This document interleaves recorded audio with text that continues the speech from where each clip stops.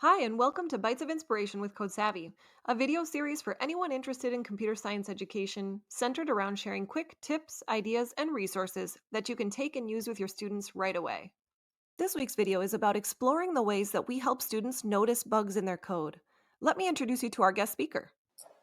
Hi, everybody. This is David DeLiema. I'm an assistant professor at the University of Minnesota. A shout out to my collaborators on this project. Today, I'm going to tell you a story and ask you a question about Interesting Bug.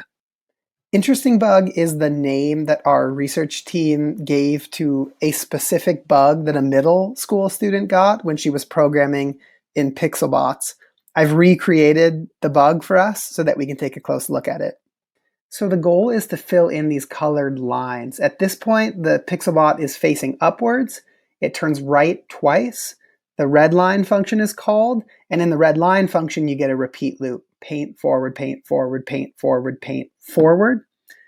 Pixelbot then turns left. It moves to the coordinate 5, 11, and the red line function is called again. Paint forward, paint forward, paint forward, paint forward, and we have trouble because it's not painting in the right line. Okay, so the question is, what is the bug?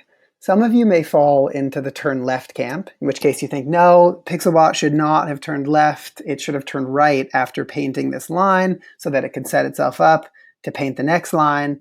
If you make this observation, if you notice the turn left as the bug, then you might feel that the student is mistaking lefts and rights, especially when the Pixelbot is facing downward. But of course, another really reasonable position here is that instead of blaming the turn left, you blame the move to. In this case, yeah, the Pixelbot was supposed to turn left, but instead of landing at the coordinate 511, the Pixelbot should have landed at the coordinate 211 so that it could have painted left to right. If you notice the move to function call as the bug, then you might feel that the student is confused about coordinates. If you're feeling particularly, maybe I'll just use the word brave, maybe you'll even blame the red line function definition. Perhaps the Pixelbot should turn twice before entering the repeat loop, and then it'll be facing the right way. If you do this, you're of course going to have to go back and change the code for the earlier red line that you painted, so not a particularly elegant solution.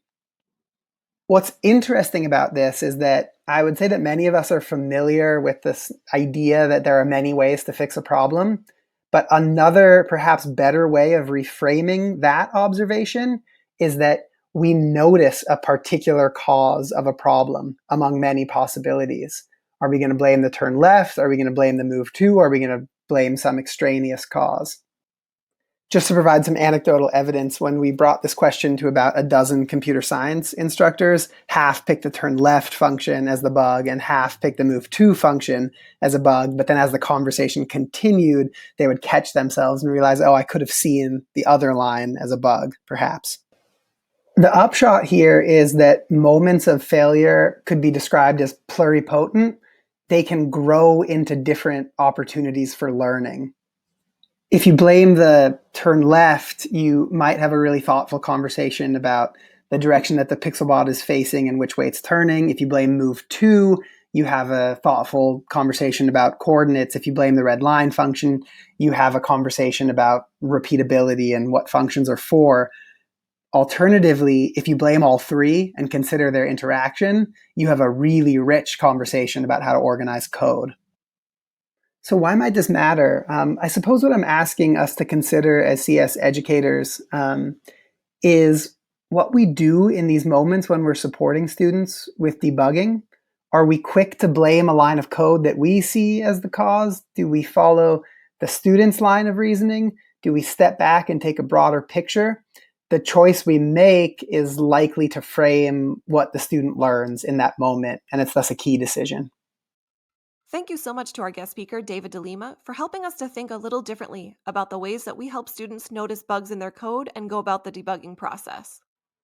We hope you'll tune in again next week for another Bytes of Inspiration video with Code Savvy.